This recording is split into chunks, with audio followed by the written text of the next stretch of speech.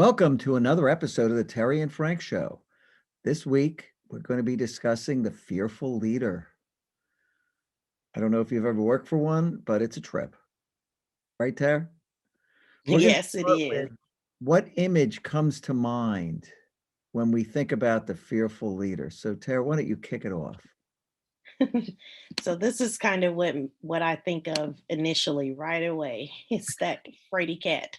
Like he will not make a decision to save his life. He's got to analyze it 15 times or she's got to go over it and have 17 meetings. Like they just will not make a decision on their own. It's like I'm the leader, but I'm waiting for someone else to make all the decisions for me and just tell me what to do. So I I'm just love it. gonna hide over here in the corner. Yeah, absolutely. Hiding most of themselves so they can't be hurt. No question. Yeah. Yeah. No, that's great. So what do you think of? What image comes to mind? Uh, I, this is what comes to mind for me. Somebody just terrified of everything. Yeah. Handle any pressure, has to make a big decision. It's like, oh my God, what am I going to do? Yeah. Just, Yeah. just, you know, Yeah. stuck. That procrastination, that's Mhm. really what comes to mind. Really, I think it's what's behind that fearfulness. I don't want to make a decision or I don't want to make a mistake. So I'll procrastinate and analyze and overanalyze and overanalyze every single situation, trying to look at things from every angle. And sometimes you just have to just jump in and make a decision.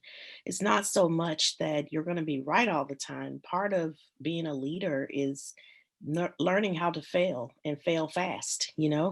make a decision, you make the wrong one, learn how to pick yourself up, be resilient and bounce back from that bad choice and make another choice.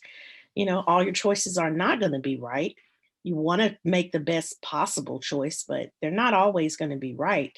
And so just holding out and not making a choice really damages the team, really damages the morale on the team when they know that you are just afraid to make a step without having all of this analysis done beforehand. Yeah. And, if you're in a bigger company and you work for a fearful leader, you'll look around and see other areas getting all the good work because you're working for the scaredy cat who doesn't Yeah, want to step forward and take on something new and innovative because, oh my God, it might go wrong. right, Right? right. They're the worst people to get stuck under Yeah, without a doubt. you won't have all the details beforehand. That's just kind of the nature of the beast. You Yeah. won't have all of the details. You won't ever know everything. That's not to say that you wouldn't go and do your research and try to make the best possible choice, but there are always going to be unknowns. That's one thing that is a Yeah. certainty. There will be unknowns. So make sure that you are not spending a whole lot of time trying to research every angle because there's going to be something that you didn't think of, something that nobody thought of. So just give yourself a break and relax. Stop being so afraid and just take a step. And you'll find that as you take one step, it'll be a little bit easier to take another one and build that confidence. That's another thing that I think the fearful leader just really lacks confidence.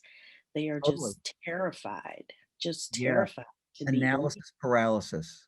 Right, right. Studying something, right? Because we could dig deeper into this whole thing and understand it better. So they never get going. Their areas just wilt Yeah, away. They're the worst people to work. right. They won't go support you when the time comes if they've got to stand up for something.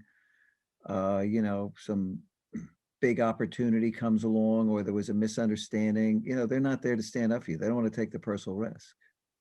Yeah. No confrontation for this leader. Nope. They will not confront anyone because they are so afraid of what everybody thinks. They're Uh, afraid of, what people are going to think of them if they take a stand for anything. So they they'll just sit never back speak and do truth to nothing. power. They won't speak truth to power. They won't. It's not in Right. them. They can't do it. They're really just, Yeah. yeah, they're the, flight, fright, and freeze. They suffer from all of them. They'll freeze. They'll do analysis paralysis. They'll go nowhere. you know? I've seen them in action in big companies, and, I Yeah. was always one of these gung ho, let's get on the new stuff, proposing projects and things to do, and, when you run an area where you're working on new and innovative stuff, everybody wants to work for you. They wanna flee these people. They Yeah. do. Yeah. Everybody wants to do something that's fun and exciting and meaningful. You Yeah, want to know that what you're doing matters, it makes a difference. And so when you're working under a fearful leader, you end up working on things that are just not really exciting. They're kind of boring, routine, just run of the mill, keep the lights on kind of activities, yes, because that leader won't make decisions. They won't be innovative because they're afraid. yeah. So you end up really working on things that don't really have a whole lot of excitement about them. Well, these people focus on trivia. There was a guy years ago, his nickname became Dollar Bill, managed a department, won't even mention the company, so no one will trace it back. But, everybody was, working on big projects. This guy couldn't get anything started, couldn't get anything done. I remember he had a department meeting one time, one of the people who worked there came over and told me that he stood up and he said, "One of the things I'm concerned about is the amount of supplies we're going through." And, he held up a pencil. He did, literally held up a pencil. He said, "I can't believe how many Wow. pencils we're ordering." Meanwhile, you got multi-million dollar projects that have to get done. This guy's doing nothing to lead them, focusing on trivia because he didn't want to stick his neck out doing any real stuff. He's just incapable Yeah. of doing it. Dollar Bill was his Yeah, nickname. he probably asked for an itemized report of how many people are going into the cabinet, how many times a day are they going in to get a pen, like, just the most details about Yeah, things that have absolutely no meaning, nothing to do with real work. They get nothing caught up in that to cycle of do just with real work. over analyzing the simplest things because they're afraid. They just really don't wanna Yeah, make a decision and move forward. focusing on safe stuff. What could go wrong? Hey, Right, I can really go manage the expense on this instead of looking at, the $20 million of other expenses where the real money's going, right? Look about, right, re-engineering what they're right. doing, creating real Yeah, efficiency, maybe, looking at the way they're using the staff and how productive the people are. Nothing. He didn't, right. he eventually got fired. So, Yeah. how do you deal with these kind of leaders? How do you work under a leader like this? Oh, wow. Super difficult if you're stuck under one of them. Your only hope is that they're going to get fired because they're so inept and incompetent. Right, because ultimately, you've gotta Yeah, work in an area that's progressive. You just have to. I think it's much harder these days with, agile and the need to really produce and go fast for these people to survive. It's getting harder, but they're out there. yeah, And, you yeah, gotta go work under yeah, somebody I think so progressive too. who will stick up for the people, fight for the good work, If something went wrong and it was an external factor, just to stand up and be willing to say, "Hey, this is not my folks didn't do this," right? Take the political risk of, telling Yeah, the truth sometime, instead of throwing people under the bus, which these fearful leaders are happy to do. "I'll make sure it doesn't happen right, again." right. They're the yes person to everything that people are asking them to do. They just wanna please everybody. So they're constantly saying yes and overcommitting the team. And so you really have to look at that and say, this is not an area where I want to be. I don't want to be on a team where I have a leader that will not stand up for me, Mhm. or a leader that will not, go to bat for me. Someone that'll stick his neck out or her neck out to say, I'm going to fight for Terry. I'm going to make sure that she gets what she deserves. A lot of times, you've got these leaders that are so afraid that they're just saying and going along to get along. They're really, Don't wanna they make any don't want to make waves. any waves. Yeah, they That's don't want to right. make any So waves. other people are fighting for their organizations, talking about how much they did. Look at what we took on. We took on these big things.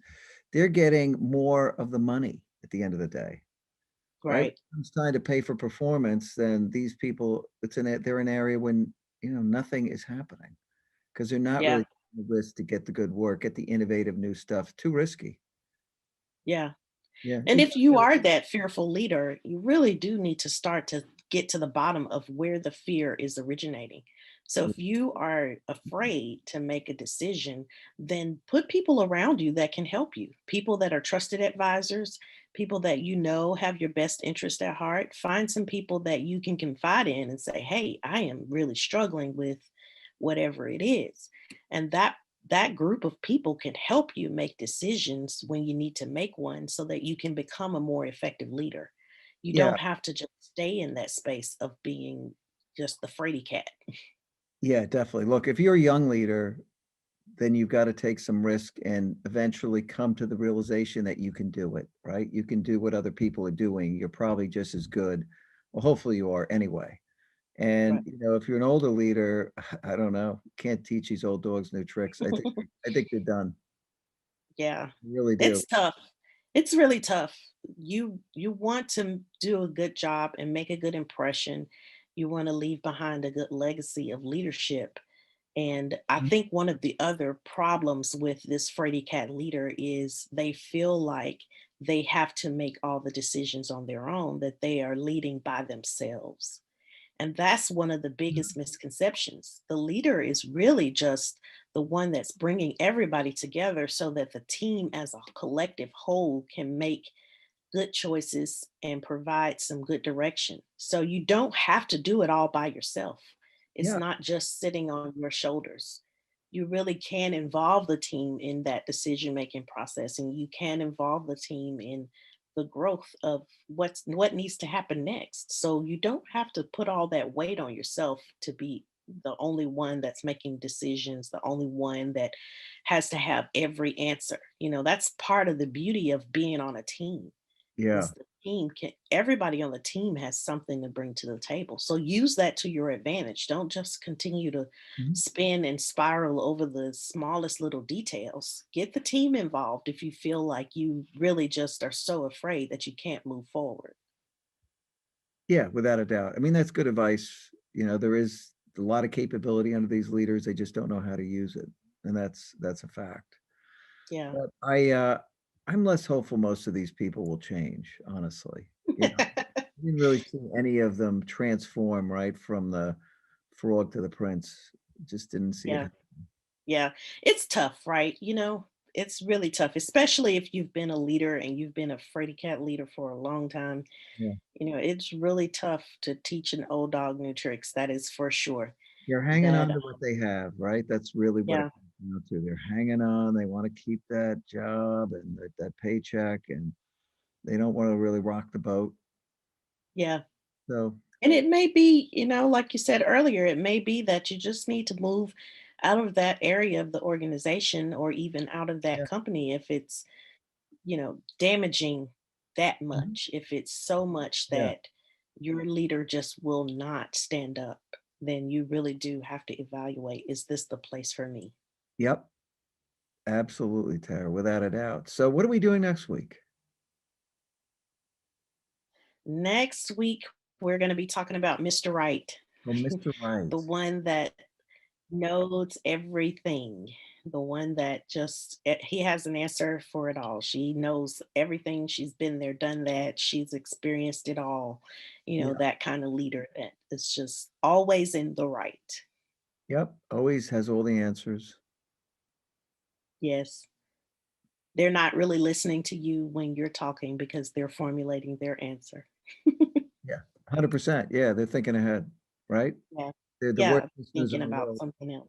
They're the worst listeners in the world because they're back trying to prove that they're right all the time. Always Right. thinking about how to counter what you're saying. So, yeah, it'll be an interesting one. There's too many of them around. Yeah. Yeah. So, So I think listen, we got this one I think we again. nailed it. Another good episode. Yeah. Absolutely. Another good So many episode. unproductive personality types, right? There's so many of them Yeah. out there. It's, interesting. Yes. Thank you, everybody, for watching. We Yeah, love thanks your for tuning comments in. and feedback. We We really love the appreciate it. audience. You folks are great. Yes. Yep, any feedback, All right. yeah, we love it. Take care.